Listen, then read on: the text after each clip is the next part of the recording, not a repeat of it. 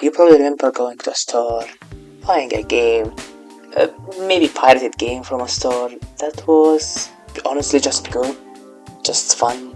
You didn't understand what was happening, maybe, but you enjoyed it. Also, these games didn't cost the $250 million that they cost these days to make. It was focused for, let's say, 10 to 15 hours experience. Some great games. You can remember a lot of great games from that. It was fun, and then it was just over, really. But sadly, this is not the reality. We have live service games, gacha games, loot box games, not to mention all of these AAA games that are just only there to print money to the shareholder. Today, the industry is completely polarized. You either have sprawling, monolithic AAA blockbusters that take 7 years to develop, or you have tiny pixel art indie games built by 3 people in their basement. The middle class of, let's say, the AA games has almost entirely vanished. Today we're looking at why the industry obsession with scale, graphics, fidelity killed the mid-tier games, and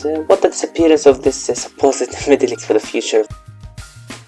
To understand what we lost, we have to define what a AA game actually is.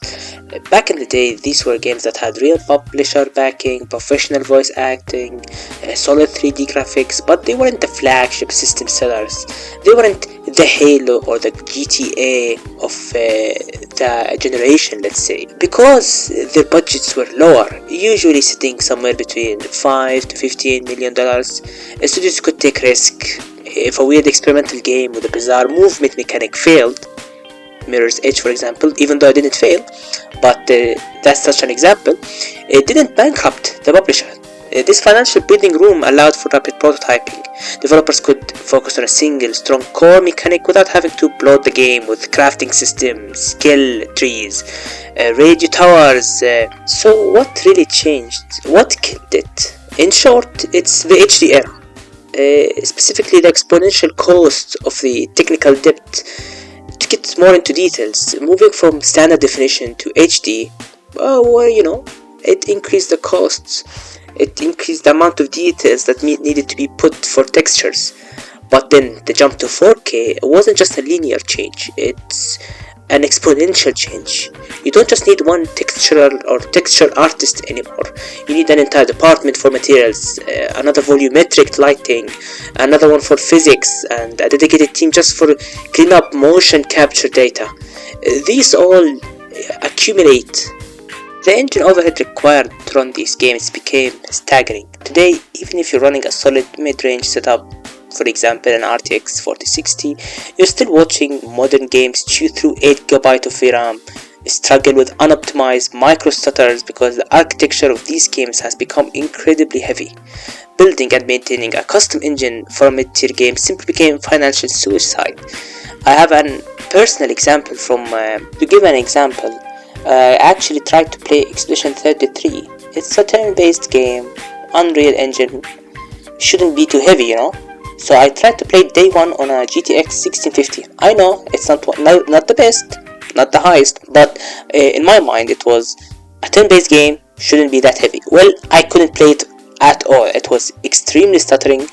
The graphics weren't that good. I had to put them on low, and even with all of this, the gameplay wasn't the best because of the GPU. And well, this created a trap for publishers. If a publisher is going to spend $50 million on a game today, they realize the game still might look cheap compared to the massive titles pushing the absolute boundaries of hardware.